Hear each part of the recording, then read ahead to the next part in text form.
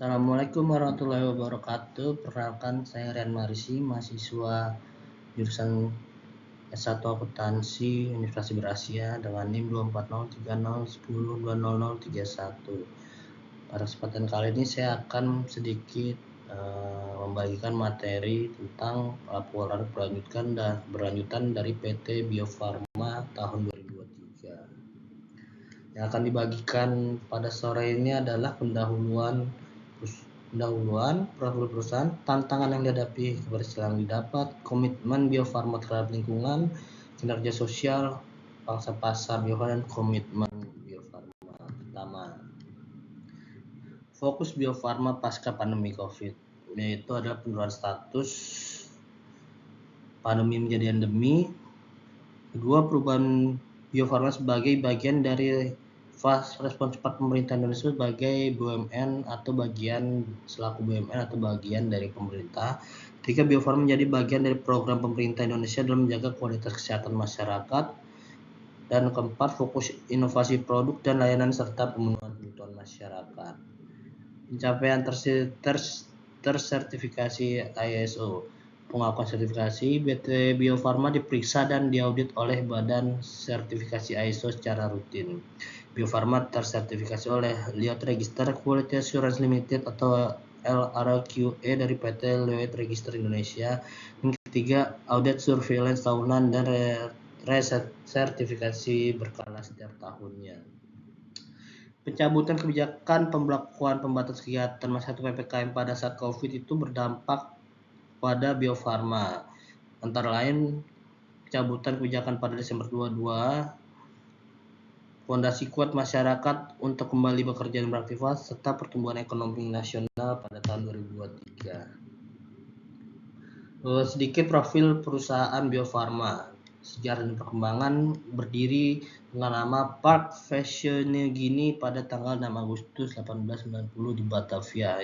Berarti ini adalah masih zaman kolonial Belanda atau penjajahan, bertransformasi menjadi gedung cacar dan lembaga, serta perubahan nama dari Park Fashion Gini and Institute. Sedangkan Bio Farma sebagai holding BUMN farmasi mempunyai peran dan tanggung jawab sebagai berikut. Bio Farma ditunjuk sebagai induk holding BUMN pada tahun 2020. Mempunyai tanggung jawab penyediaan dan distribusi vaksin COVID-19 termasuk vaksin Sinovac, dan Inuki bergabung ke dalam holding BUMN farmasi.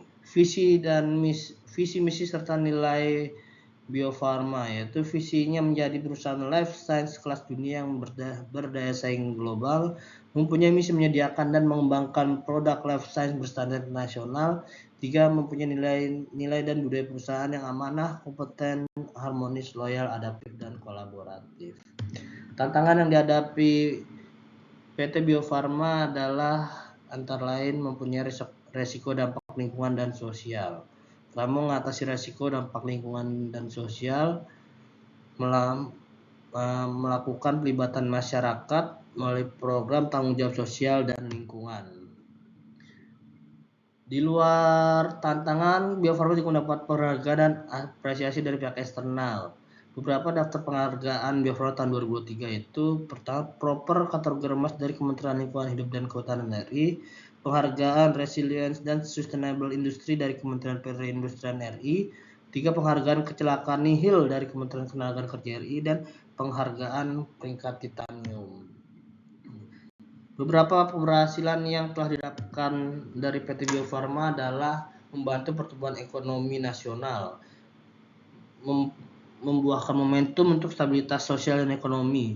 Pertama, pertumbuhan ekonomi berkelanjutan di tahun 2023 dan dorongan berbagai lapangan usaha termasuk jasa kesehatan untuk masyarakat. Implementasi dari pembangunan berkelanjutan adalah fokus keselarasan aspek ekonomi, sosial, dan lingkungan hidup. Pertama, pengembangan vaksin yang aman, berkualitas, dan efektif. 3, inovasi digital distribusi untuk daerah tertinggal, dan penetapan kebijakan harga, rantai pasokan, dan edukasi untuk masyarakat.